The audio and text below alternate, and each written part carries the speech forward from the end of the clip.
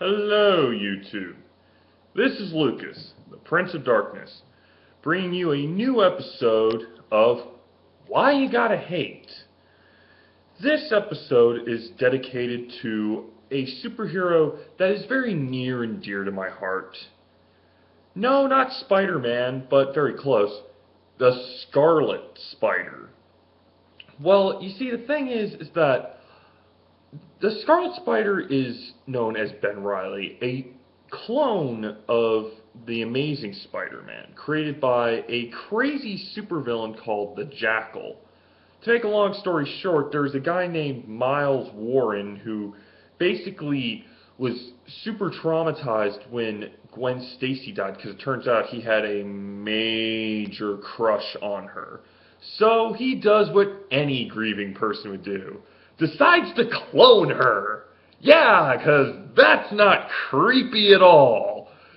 Well, to make sure that his cloning process was perfect, he needed to test it on someone. So he thought, I'll clone Spider-Man.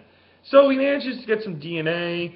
I don't know how, but then he makes a clone and he finds out, wait a minute, this clone looks like Peter Parker? So that's how he found out about Spider-Man's secret identity and all that. Well, anyway, a few of his clones were pretty much imperfect, one of which being Kane. More on that later. But then he finally created the perfect clone, which was Ben Reilly. Then he basically sicked it on Peter Parker. Of course, this clone was defeated, but then it turns out the clone didn't actually die after an explosion and falling into a chimney. Yeah, that kind of happened and it survived. Oy. Well, anyway, it pretty much went across country, taking up the name Ben Reilly, taking Uncle Ben's name and Aunt May's his maiden name. Yes, her maiden name is Riley, so her full name would be May Riley Parker. Cool. Well, anyway, of course, Ben comes back, and Peter and him basically tell everyone, oh, he's a distant relative of mine. And, of course, after a while, things get all cool. Ben becomes Scarlet Spider.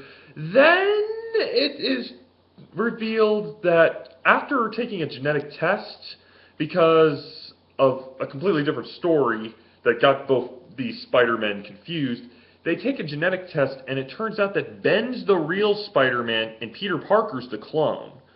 Anyway, Peter did not take this well and he went crazy. But after he got over it, him and Mary Jane basically just left New York City and Ben Reilly became Spider-Man.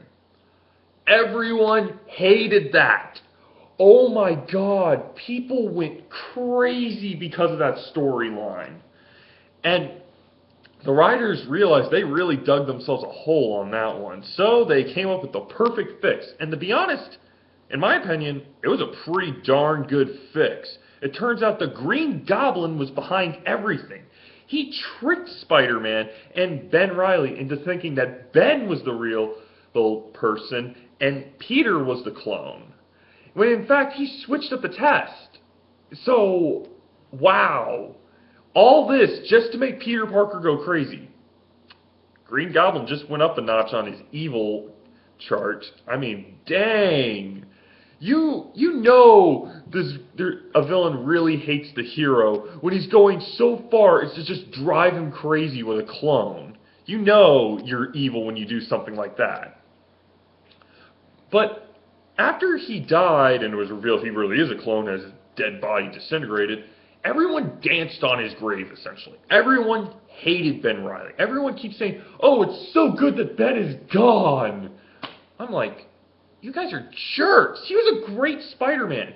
He basically represented everything that was good in Spider-Man. He was a reflection of Spider-Man's good side. As for a clone going by the reflection of Spider-Man's bad side, Kane, that's a different story. You see, being an imperfect clone, he basically had a degenerate disease, which was slowly killing him. Now, later on in the story, after years and years of facing Spider-Man and Ben and all that, he basically comes back when Peter is being threatened by the Kravinoff family, who want to use Spider-Man and as a sacrifice to revive Kraven the Hunter from the dead using voodoo magic.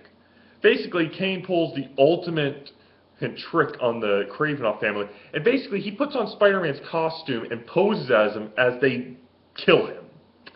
Yeah.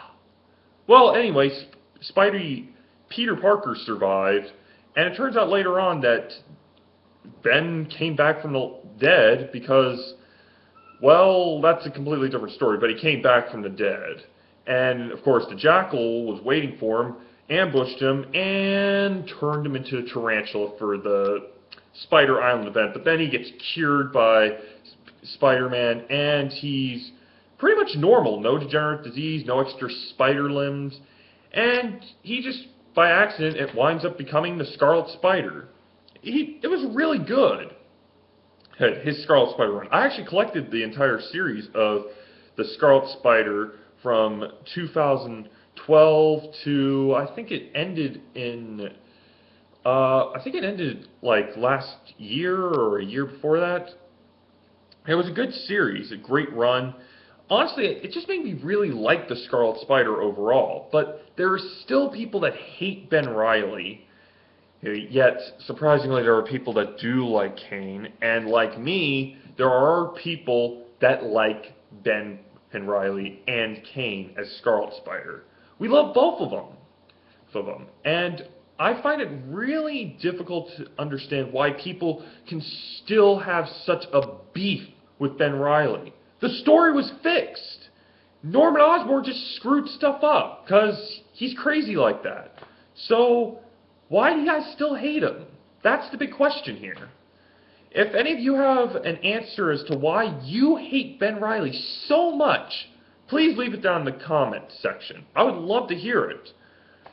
Also, be reminded that I would really much like it if you would please like and subscribe to my videos. It really helps me know that people actually like the stuff that I put online. And I'll be sure to do more content for you as a result. So anyway, this is Lucas, the Prince of Darkness, signing off.